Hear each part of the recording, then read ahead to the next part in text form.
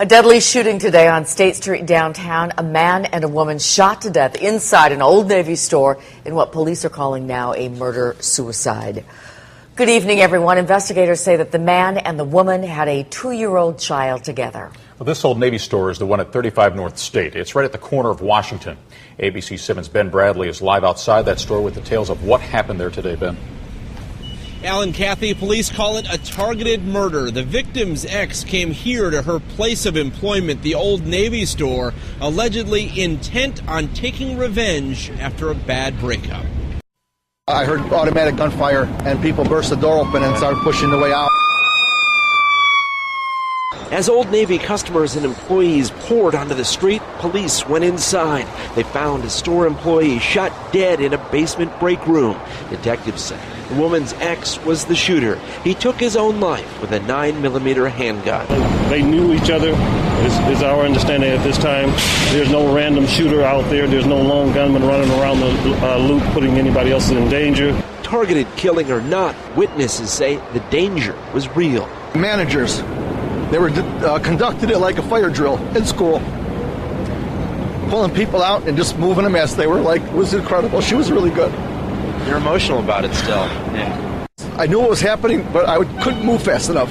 One lady was crying. I don't know if somebody got shot, but she was crying so hard she couldn't even breathe right. They had to hold her up. The cops just swarmed and pointing their guns at us, and it was pretty scary.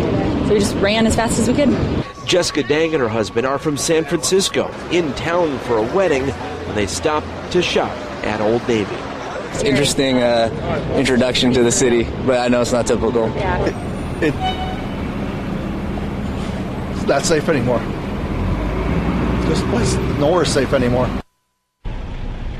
Sources say the Old Navy employee and her ex had a 2-year-old child together. Early on, there was some concern over the toddler's well-being, but police were able to determine that that toddler was with his maternal grandmother during the shooting and is okay.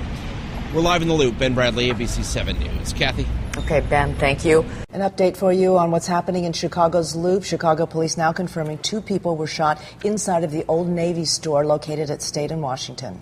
ABC 7's Ben Bradley has been there throughout the morning. He joins us now with the latest on that situation. Ben, what can you tell us?